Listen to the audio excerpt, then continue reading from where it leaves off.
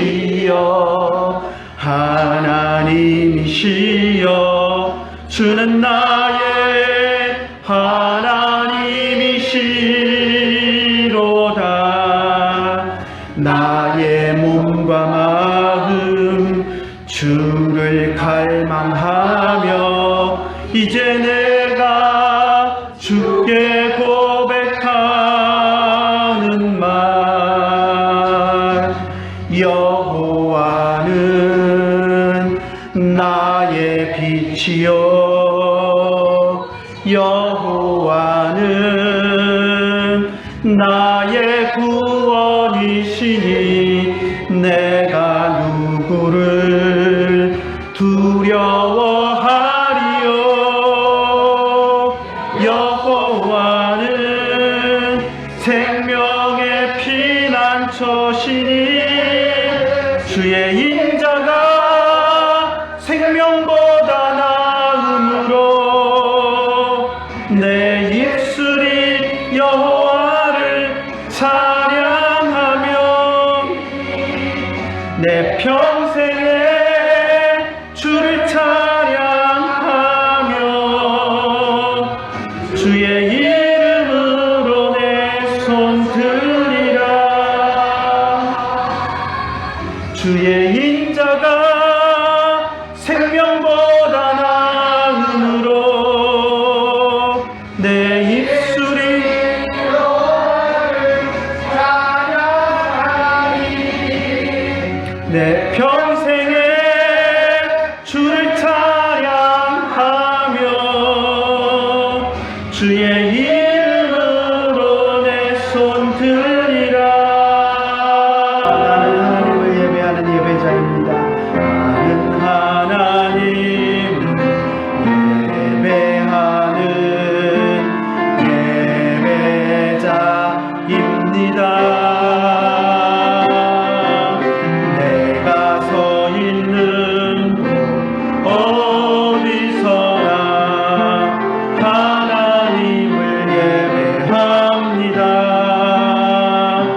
내 영혼 거룩한 은혜를 향하여 내 마음 완전한 하나님 향하여 이곳에서 바로 이 시간 하나님을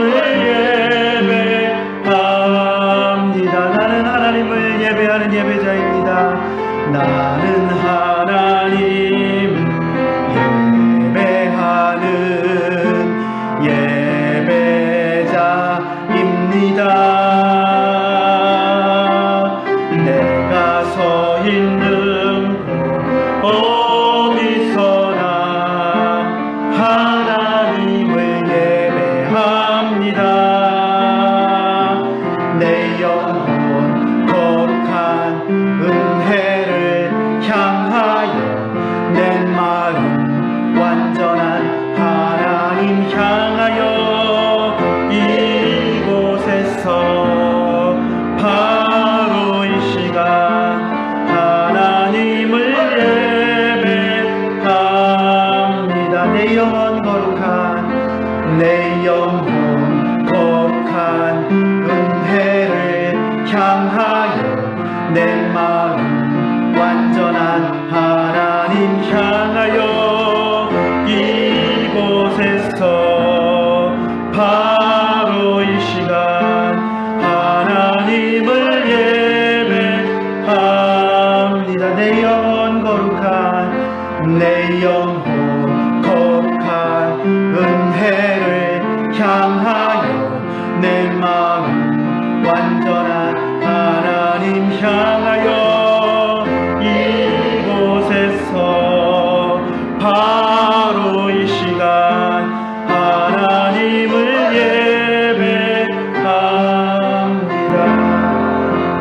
우리의 능력이 되시는 하나님을 향하여 기쁘게 노래하며 야곱의 하나님을 향하여 즐거이 소리칠지어다.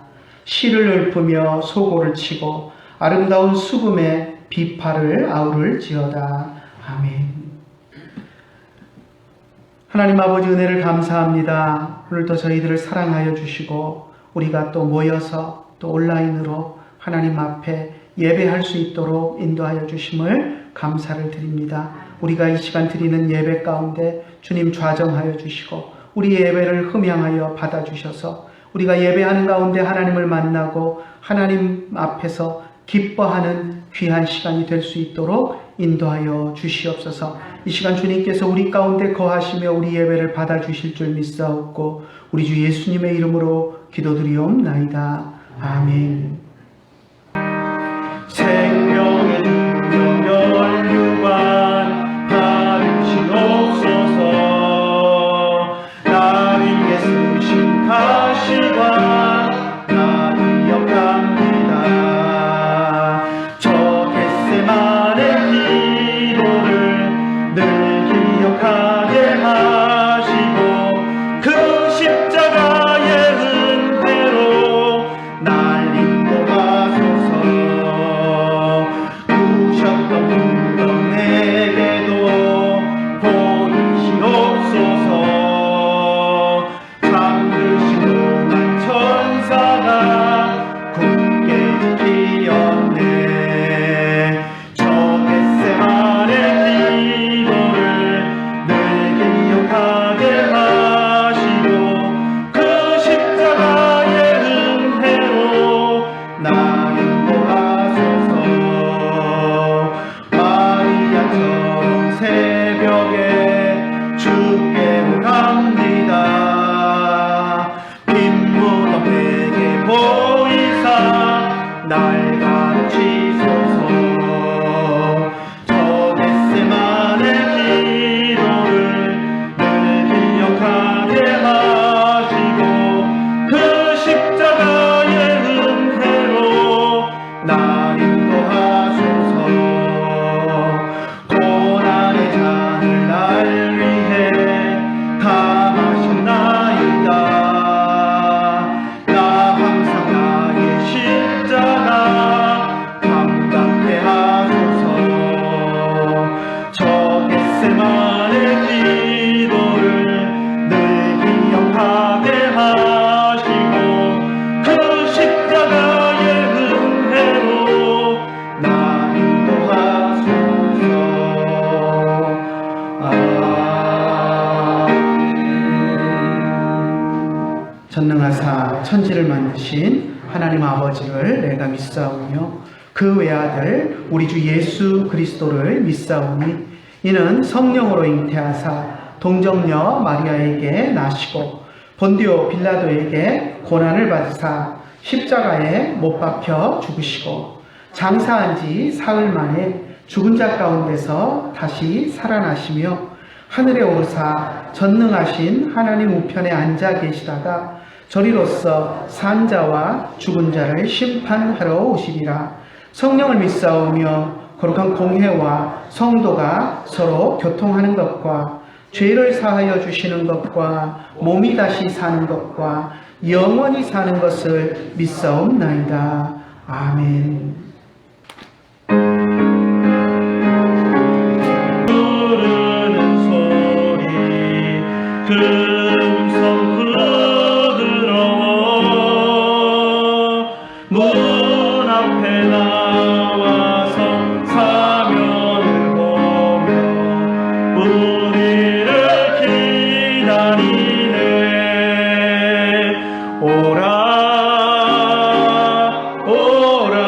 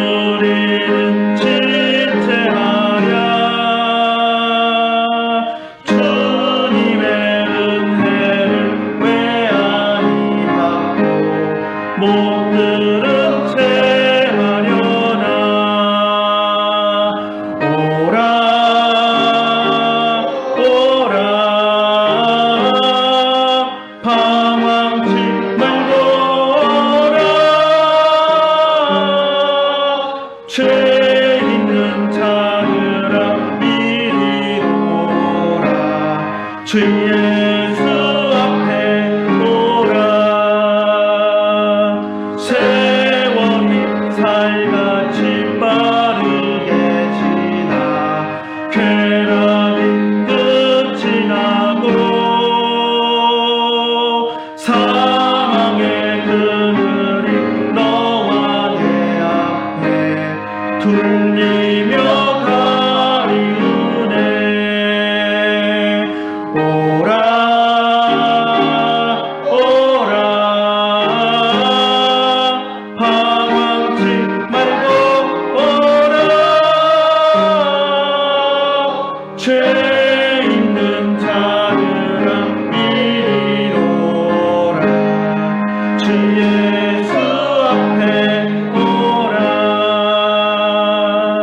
우리를 위하여 예비해 두신 영원한 집이 있어. 죄 많은 세상을 떠나게 될 때 영접해 주시겠네. 오라 오라 방황치 말고 오라. 죄 있는 자들아 이리 오라. 주 예수 앞에 오라.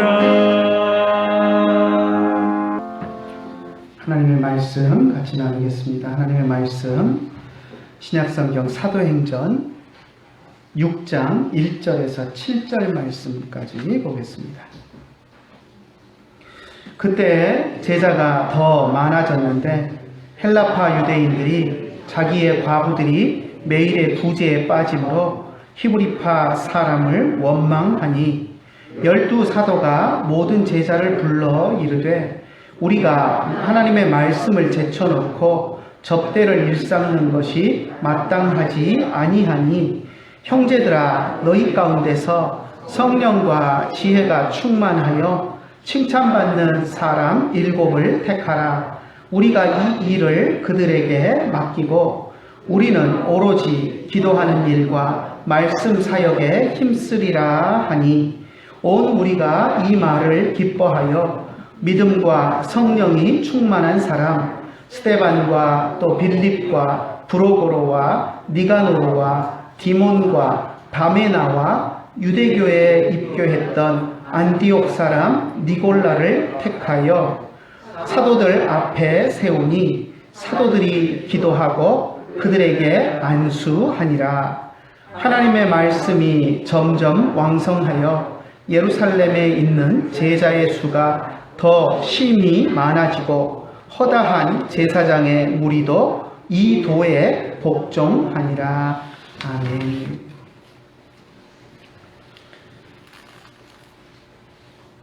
오늘 우리가 사도행전 6장 1절에서 7절 말씀을 읽었는데요. 갈등의 해결 방법이라는 제목으로 같이 은혜를 나눠볼까 합니다. 우리는 앞에서 사도행전 5장까지를 우리가 살펴보면서 초대 예루살렘 교회의 모습이 얼마나 아름다운 모습이었나 하는 것들을 우리가 살펴보았었습니다. 특히 2장 43절부터 47절 또 4장 32절부터 37절에 보면 정말 아름다운 공동체의 모습이 그려져 있는 것들을 우리가 볼 수 있습니다. 이런 모습들 때문에 초대 교회에 대해서 우리가 어떤 선망 같은 것을 가지고 있습니다. 대부분의 사람들이 초대교회는 아주 이상적인 교회였을 것이다 라고 생각합니다. 그래서 초대교회로 돌아가자 하는 그런 구호들도 많이 외칩니다. 어떤 교회는 아예 교회 이름 자체를 초대교회라고 이름을 지어버리는 그런 교회들도 있습니다. 초대교회의 모범을 따라서 그런 모습으로 살아가자 하는 의미를 담는 것입니다. 그래서 대부분의 사람들이 초대교회를 생각할 때, 초대 예루살렘 교회를 생각할 때 초대교회 안에는 갈등이나 분쟁이 전혀 없이 아름다운 사랑의 이야기만 있을 것이다 라고 상상을 합니다. 우리는 초대교회 때는 교회가 순수하고 분쟁도 없이 완벽한 사랑의 공동체였는데 세월이 지나가면서 교회가 타락하고 오염되고 갈등과 분쟁이 생겼다 이렇게 생각하지만 그렇지 않다는 것입니다. 초대교회는 우리가 상상하는 것처럼 그렇게 흠없는 교회가 결코 아니었습니다. 우리는 이미 앞에서 아나니아와 삽비라 사건을 보면서 초대교회 안에 아나니아와 삽비라 같은 그런 헌금 문제로 인해서 사도들을 속였다가 죽임당하는 사람들이 있었던 것을 우리는 분명히 보았습니다. 바나바처럼 순수한 마음으로 자기가 가지고 있던 땅을 팔아서 다른 성도들을 돕는 일에 적극적으로 나서는 그런 사람도 있었지만 그 모습을 보면서 또 그런 일들로 칭찬받는 모습이 부러워서 거짓으로 속이고 칭찬만 받으려고 하면서 거짓말하고 속이고 하는 사람들도 그 안에 있었던 것들을 우리는 보게 됩니다. 그래서 이런 것들을 볼 때 이 이야기만 우리가 보아도 초대교회 예루살렘 안에 여러 가지 우리가 생각하지 못하는 그런 문제거리들이 있었을 것을 충분히 짐작할 수 있습니다. 오늘 우리가 읽은 본문에도 보면 또 다른 문제거리와 갈등이 예루살렘 교회 안에 있었던 것을 발견하게 됩니다. 우리 1절 다시 한번 읽어볼까요? 1절 같이 읽겠습니다. 그때 제자가 더 많아졌는데 헬라파 유대인들이 자기의 과부들이 매일의 부재에 빠짐으로 히브리파 사람을 원망하니. 원망과 갈등의 모습이 보입니다. 여기 보면 헬라파 유대인, 히브리파 유대인 이렇게 파를 나누어서 이렇게 기록하고 있는 것을 보게 됩니다. 초대 예루살렘 교회 안에 성도들은 대부분이 유대교에서 예수님을 믿고 개종한 유대인들이었습니다. 하지만 유대인들이라고 다 똑같은 유대인들이 아니었습니다. 헬라파 유대인들도 있고 히브리파 유대인들도 있었습니다. 히브리파 유대인들은 오랫동안 예루살렘 인근의 유대 지역에 터를 닦고 살면서 히브리 말, 그러니까 아람어라고 우리가 이야기하기도 하는데 유대인들이 전통적으로 써왔던 그 모국어 히브리 아람어를 계속 써오던 사람들입니다. 그런데 헬라파 유대인들은 유대 지역을 떠나서 고국을 떠나서 오랫동안 타지에서 살았던 어떻게 보면 해외파 유대인들이었습니다.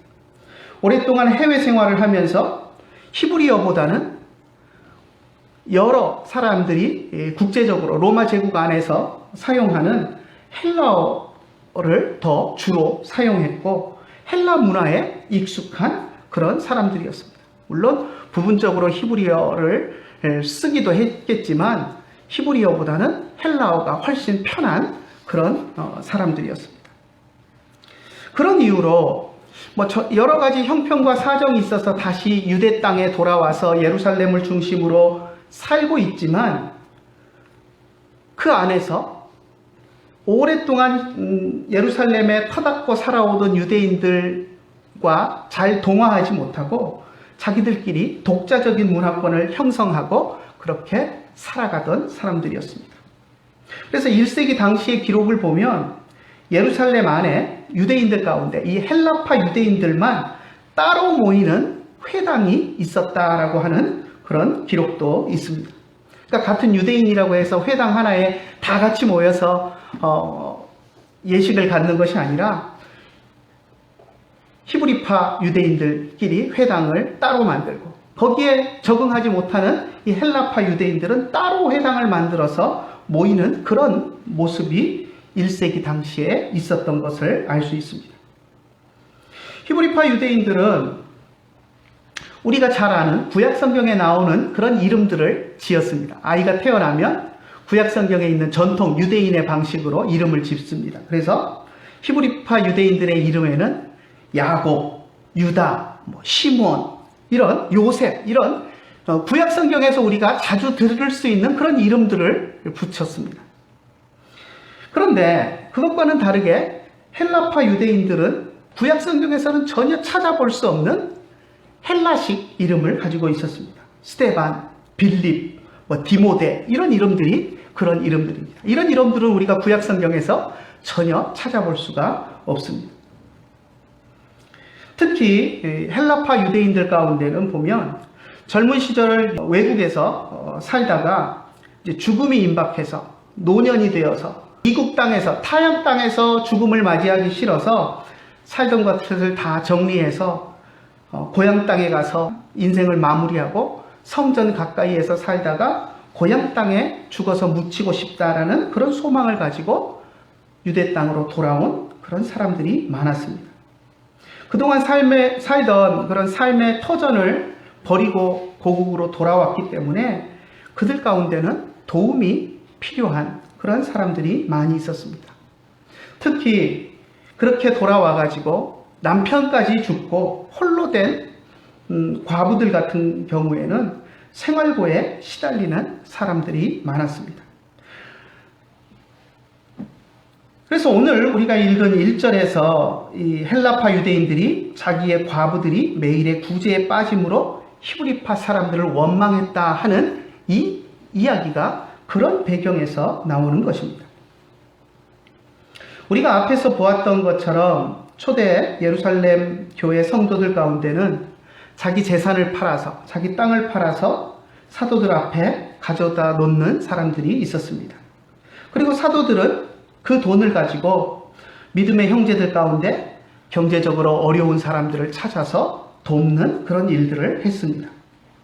그러니까 이 헬라파 유대인들의 과부들, 남편을 잃고 객지에서 오래 살다가 고향으로 돌아왔는데 남편까지 죽고 경제적으로 어려운 가운데 있는 이 헬라파 유대인들의 과부들이 도움을 받는 것은 어쩌면 너무나도 당연한 일이었습니다. 그런데 그들 가운데 도움을 받지 못하고 소외되는 사람들이 생겨났습니다. 사도들이 일부러 그러지는 않았을 것입니다.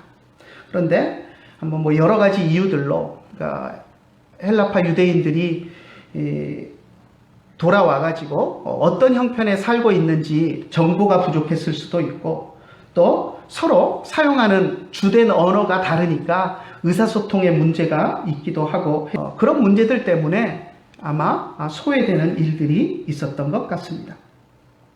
아무튼 그런 일들로 인해서 구제에서 교회가 가난하고 어려운 사람들을 돕는 이 구제에서 헬라파 유대인들의 과부들이 소외되는 그런 일들이 있었고 그런 일들 때문에 오해가 생겨서 헬라파 유대인들이 히브리파 유대인들을 원망하는 그런 사태가 발생했습니다.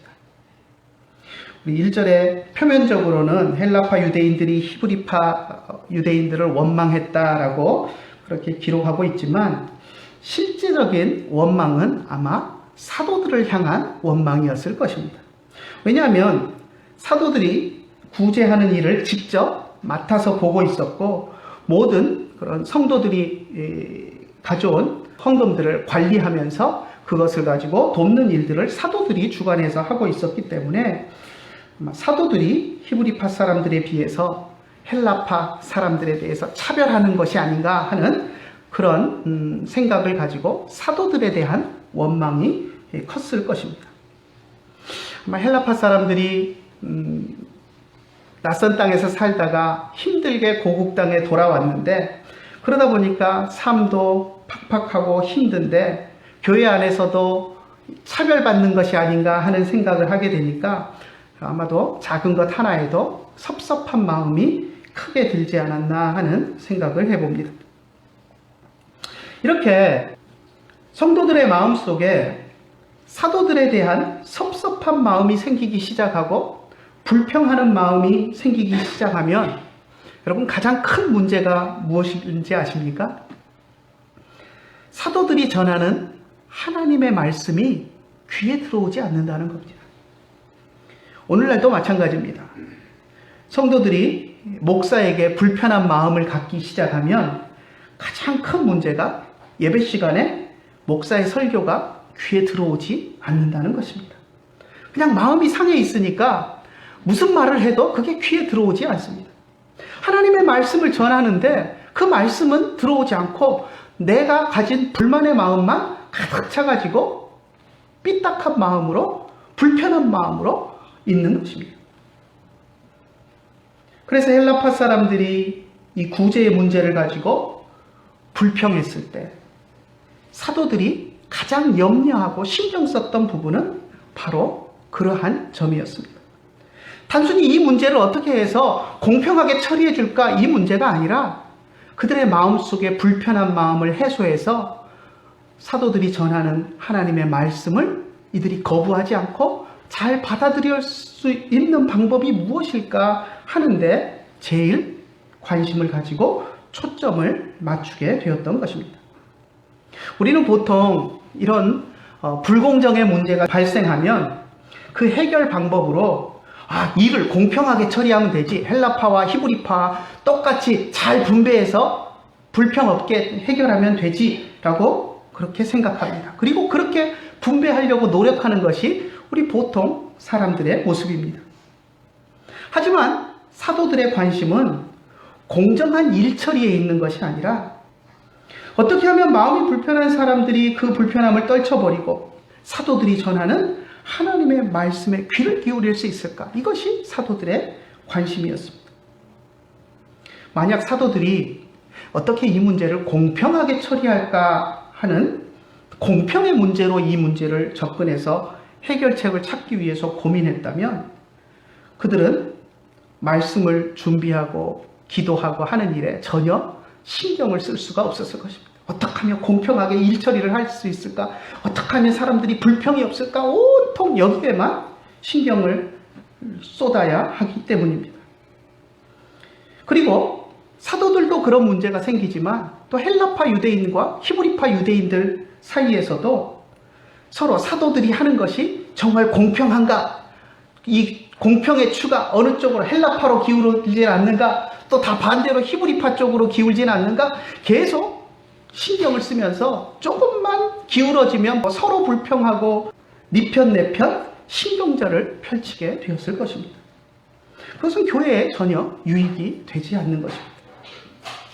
하지만 사도들은 이 문제를 해결하는 데 있어서 첫 번째, 자신들이 어떻게 하면 온전하게 하나님의 말씀을 잘 준비하고 성도들을 목양할 수 있을까 하는 데 관심을 가졌고, 두 번째, 성도들이 불편한 마음을 떨쳐버리고 하나님의 말씀을 잘 받아들일 수 있게 하는 방법은 무엇일까 하는 것을 생각하며 해결책을 제시했습니다. 2절에서 4절 한번 같이 다시 읽어볼까요? 12사도가 모든 제자를 불러 이르되 우리가 하나님의 말씀을 제쳐놓고 접대를 일삼는 것이 마땅하지 아니하니 형제들아 너희 가운데서 성령과 지혜가 충만하여 칭찬받는 사람 7을 택하라. 우리가 이 일을 그들에게 맡기고 우리는 오로지 기도하는 일과 말씀 사역에 힘쓰리라 하니. 그렇죠? 사도들은 말씀 사역에 힘쓰려고 했고, 그리고 형제들 가운데서 성령과 지혜가 충만한 사람을 뽑아서 그 일을 맡김으로써 그 문제에 대한 불만을 없애려고 했습니다.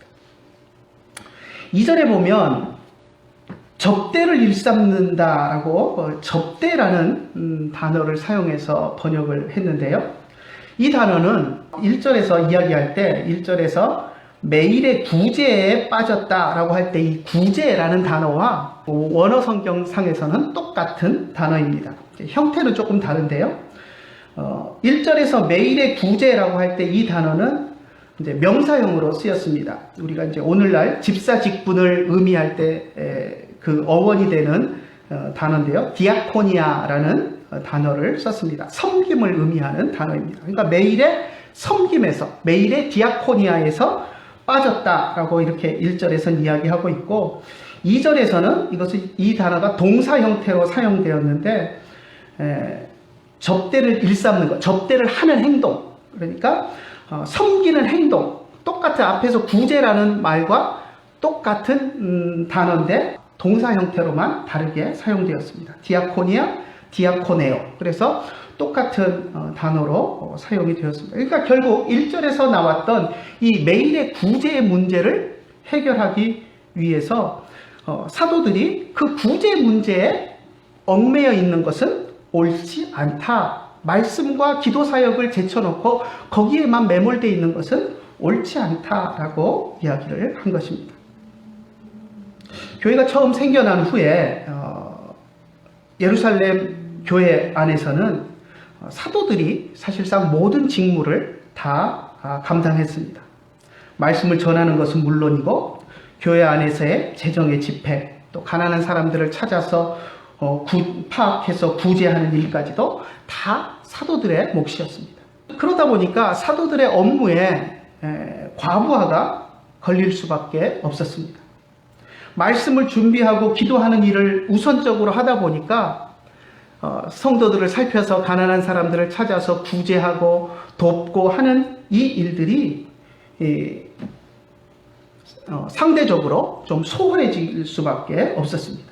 그러다 보니까 공평성이 떨어지게 되었고 그것이 성도들의 불만을 촉발하는 그러한 계기가 되었던 것입니다. 섬기고 구제하는 일에 조금이라도 불평이 없게 하려면 이 신경도 써야 되고 저 신경도 써야 되고 거기에 온통 신경을 쓰다 보면 말씀을 준비하고 기도하는 일에 소홀해질 수밖에 없습니다. 그래서 사도들은 성도들 가운데 믿음과 인품과 지혜가 충만한 사람, 성경에 보면 성령과 지혜가 충만한 사람이라고 표현하고 있는데요. 이렇게 성도들에게 인정받는 믿음의 사람, 신앙의 사람, 성령의 사람을 택해서 그들을 안수하여 집사로 세우고 그리고 구제하고 섬기는 일을 그들에게 전담시켰습니다. 이것이 오늘날 우리들이 알고 있는 교회 안에 집사의 기원이 되는 것입니다. 초대교회가 이렇게 해서 뽑은 7명의 집사의 이름들을 보면 특이한 점이 있습니다. 아까 제가 서두에서 히브리파 유대인들이 주로 사용하는 이름은 구약성경에 나오는 이름, 야곱, 요셉, 이런 이름들이라고 말씀을 드렸습니다. 그런데 5절에 보면 이제 새로 집사를 7명을 뽑는 모습이 나오는데 여기에 나오는 이름들을 한번 여러분 잘 살펴보십시오.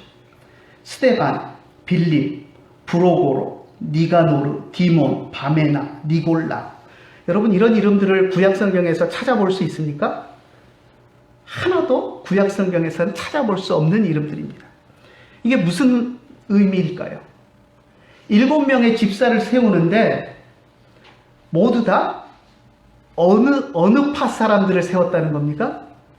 불만을 가졌던 헬라파 사람들을 모두 7명을 몽땅 다 집사로 세워서 그 일을, 구제하는 일을 다 맡겼다라는 이야기입니다.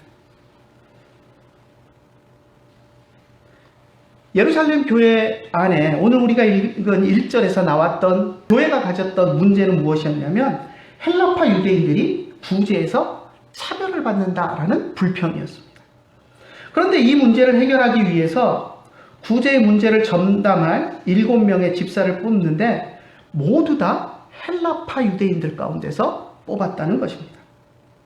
오늘날 우리들의 상식으로 생각하면 공정하게 하려면 헬라파 유대인 가운데서 3명 뽑고 히브리파 유대인들 가운데서 3명 뽑고 그리고 사도가 중간에 한 사람 들어가서 딱 균형을 잡아가지고 이렇게 해서 7명이 일을 하면 좋을 것 같은데 그렇지 않습니다. 아니면 좀 불만 많은 헬라파에게 4명 주고 히브리파 사람들이 3명 들어가고 이렇게 해서 일 처리를 해야 될 것 같은데 결코 그렇게 하지 않고 불만을 가졌던 헬라파 사람들에게 모두 다 7명을 다 그들 가운데서 뽑아서 일을 맡기는 모습을 보게 됩니다.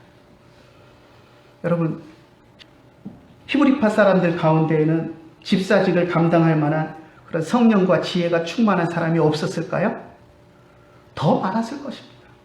그런데 그들 가운데서는 한 명도 뽑지 않고 헬라파 사람들 가운데서만 집사들을 7명을 뽑아서 그들에게 이 문제를 전담했던 것을 우리가 보게 됩니다.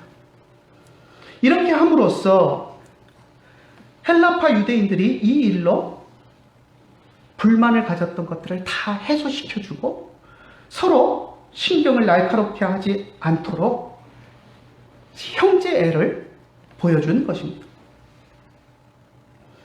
예루살렘 교회가 이렇게 7집사들을 뽑아서 사도들이 이제 일손을 덜게 되었습니다.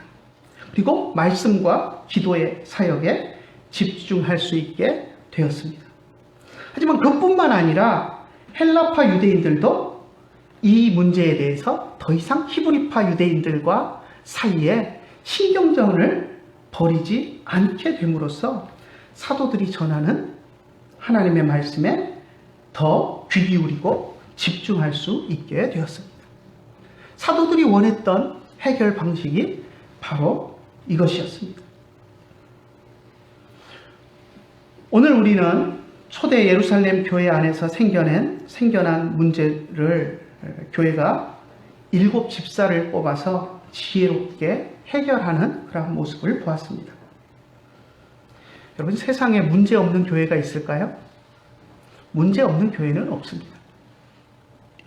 우리가 그렇게 이상적인 교회라고 이야기하는 초대교회, 초대 예루살렘 교회 안에도 이런 서로 불평하고 갈등하는 이런 문제들이 분명히 있었습니다.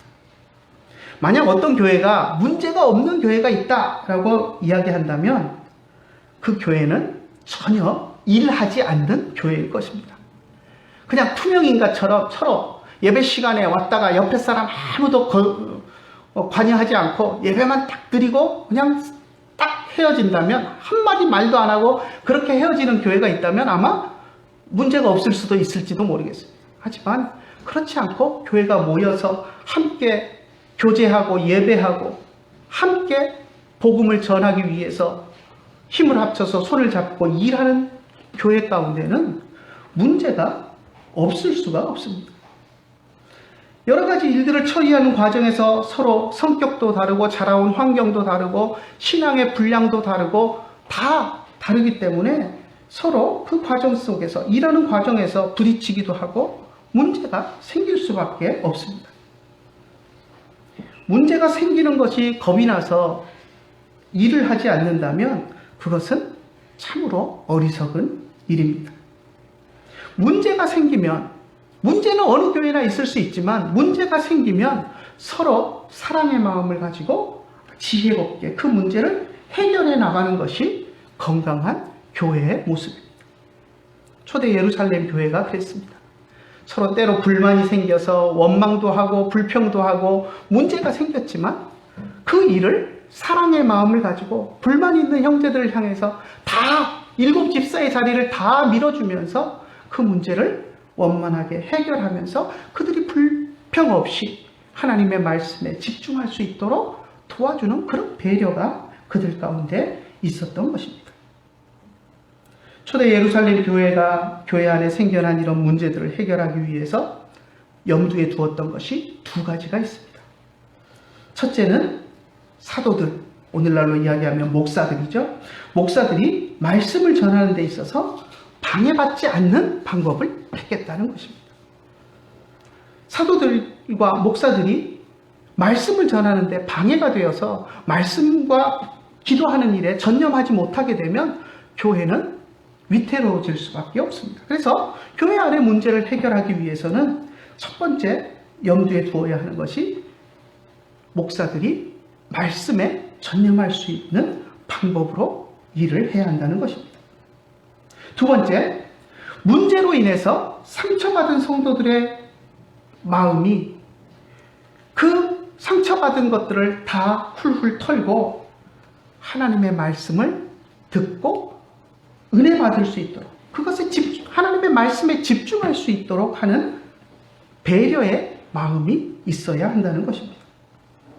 오늘날도 우리가 교회 안에 문제가 생길 때 상처받은 사람들의 마음이 그 상처로 인해서 하나님의 말씀에 집중하지 못하는 것들을 우리가 염두에 두고 그 상처를 해결함으로써 하나님의 말씀을 듣고 예배에 집중할 수 있도록 돕는 방향으로 문제를 해결해 나가야 합니다. 그럼 배려를 베풀 수 있는 마음들이 우리 안에 있어야 하는 것입니다. 오늘 우리는 본문을 통해서 또 교회 안에 있는 집사의 직분의 유래와 그 기능이 무엇인가 하는 것을 또 생각하고 배우게 되었습니다. 7 집사를 세우기 전에 초대 예루살렘 교회의 모습을 보면 어떻게 보면 오늘날 조그만한 그 개척교회와 비슷한 면이 있다라는 그런 생각을 하게 됩니다. 물론 초대 예루살렘 교회가 오순절 성령 강림으로 전도를 해서 수천 명이 모이는 그런 규모였지만 조직의 그런 면 그리고 일하는 모습에 보면 오늘날 개척교회와 아주 흡사한 그런 면이 있다라는 생각을 해봅니다. 개척교회 목사님들은 이제 성도들이 없으니까 봉사할 성도들이 없으니까 봉사의 일까지도 목사님이 다 합니다. 그죠? 설교도 하고 교회 청소도 하고 사모와 함께 장 봐서 주일날 성도들 먹을 음식도 준비하고 개척교회 목사님들의 삶이 그렇습니다. 전등이 나가면 손수 갈고 온갖 행정과 사무까지 목사님이 혼자서 다 하는 것이 개척교회의 모습입니다. 그러다가 이제 성도들이 하나 둘 늘고 그 가운데서 일할 수 있는 사람들이 생겨나면 집사를 임명해서 하나 둘씩 그런 말씀과 직접 관계없는 봉사의 일들은 집사님들에게 맡기고 그리고 말씀과 기도에 전념하게 됩니다. 예루살렘 교회가 7 집사를 임명하고 난 후에 사도들이 말씀과 기도에 전념할 수 있게 된 것과 아주 비슷한 그런 모습들입니다.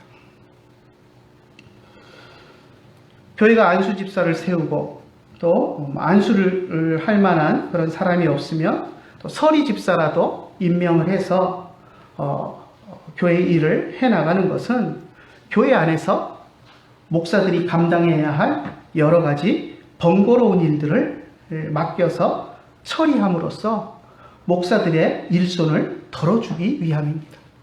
그렇게 해야 목사들이 말씀과 기도에 조금이라도 더 전념할 수 있게 되기 때문입니다. 이렇게 초대 예루살렘 교회 안에서 집사의 직분은 사도들이 결정한 것을 발로 뛰면서 대신 일하고 실행하는 그런 사람들이었습니다. 오늘날도 다르지 않습니다. 오늘날도 집사의 직분을 받은 사람들은 작은 것 하나라도 목사의 일손을 덜어주는 사람들입니다. 말씀에 집중할 수 있도록, 기도에 전념할 수 있도록 하기 위해서 작은 일 하나라도 덜어주는 것이 집사의 직분입니다. 그래서 집사의 직분을 받으신 분들은 그것을 명심하시기를 부탁을 드립니다. 그래서 교회 안에서 작은 일 하나라도 맡아서 충성하시기를 간절히 축원합니다. 정말 작아 보이는 그 일 하나가 목사가 말씀과 기도에 전념할 수 있도록 돕는 귀한 일이다라는 것을 잊지 마시기를 부탁을 드립니다. 또 집사 직분을 받지 못했다라고 할지라도 성도들은 신앙이 성장해 감에 따라서 교회 안에서 봉사의 직분을 감당해야 합니다.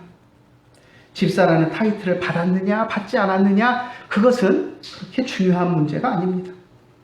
목사가 말씀과 기도에 전념할 수 있도록 또 다른 옆에 있는 신앙인들이 하나님의 말씀을 잘 듣고 은혜 받을 수 있도록 내가 조금이라도 한 가지 일이라도 더 섬기고 봉사하는 것, 돕는 것, 그것이 성숙한 그리스도인들이 교회 안에서 해야 할 일인 것입니다. 그래서 여러분의 신앙의 분량이 자라갈수록 교회 안에서 작은 일 하나라도 섬김으로써 목사의 말씀 사역과 기도 사역을 도울 뿐만 아니라 또 옆에 있는 다른 성도들이 더 말씀에 집중하고 말씀에 은혜 받을 수 있도록 돕는 여러분들이 되시기를 간절히 축원합니다. 그래서 오늘 예루살렘 교회 안에 생겨났던 갈등의 문제를 해결하는 그 문제 속에서 집사라는 새로운 제도가 생겨난 것을 우리가 보았는데, 우리 교회 안에서도 우리가 사랑의 마음으로 문제가 생겨날 때마다 그것을 사랑의 마음으로 이겨나가고, 또 여러분들의 신앙이 성숙해 가면서 조금이라도 교회 안에서 말씀의 사역이 원활히 되어가도록 작은 일 하나라도 내 손으로 돕는 그러한 귀한 성도들이 되시기를 간절히 축원합니다. 기도하겠습니다. 하나님 아버지, 은혜를 감사합니다. 저희들을 사랑하여 주시고 오늘도 주님 앞에 나와서 엎드려 예배하며 또 하나님의 말씀에 귀 기울일 수 있도록 인도하여 주심을 감사를 드립니다. 2000년 전 초대 예루살렘 교회 안에 있었던 분란의 문제들, 불평의 문제들을 사도들이 지혜롭게 또 해결하는 모습들을 우리가 보았습니다. 그리고 그 과정 속에서 오늘날 교회의 직분 가운데 하나인 집사 직분이 또 만들어지고 생겨나고 하는 모습들을 우리가 보았습니다. 하나님, 우리 교회 안에서도 우리가 복음을 전하고 일해 나가는 데 있어서 우리의 마음들이 서로 다치고 때로는 갈등하고 또 상처받는 일들이 생겨날 수 있습니다. 하나님, 그럴 때 우리가 지혜롭게 이 모든 일들을 처리해 나갈 수 있도록 우리에게 지혜와 성령을 더하여 주시옵소서. 그리하여서 하나님의 말씀이 방해받지 않고 온 성도들이 함께 하나님의 말씀에 은혜 받고 함께 예배하며 사랑하는 공동체를 만들어갈 수 있도록 하나님 우리들에게 지혜를 더하여 주시옵소서. 특별히 우리 모든 성도들을 하나님 사랑하여 주셔서 교회 안에서 작은 일 하나라도 맡아서 봉사하며 또 교회를 위해서 또 목회자의 사역을 돕고 옆에 있는 성도들이 말씀으로 은혜 충만할 수 있도록 돕는 일에 우리가 또 협력할 수 있도록 주님 인도하여 주셔서 우리가 초대교회의 모습처럼 아름답고 또 문제가 생길 때마다 지혜롭게 행동하며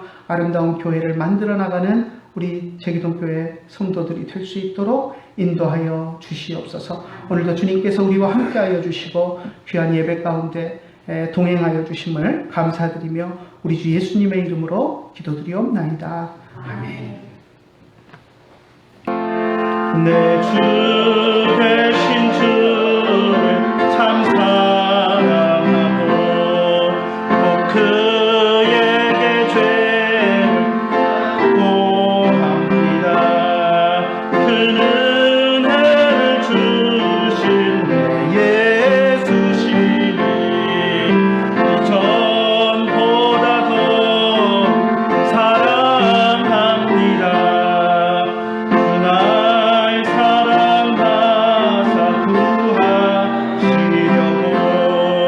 저 십자가 고난 당하셨도다. 그 하실관 쓰신 주 배우니 이전보다 더 사랑합니다. 내 평생에 힘쓴 그 큰 의무는 주의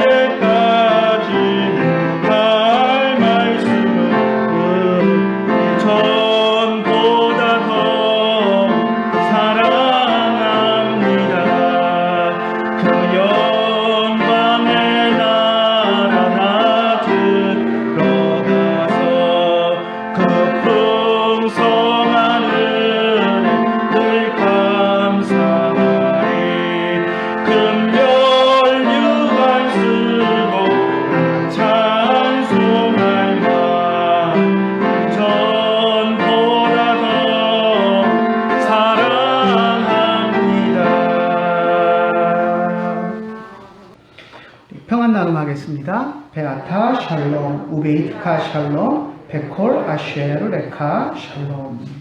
주 음성 외에는 참 기쁨 얻도다.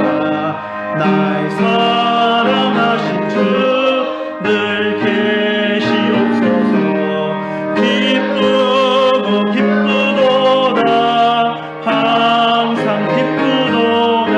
나 주께 왔사오니 복 주옵소서.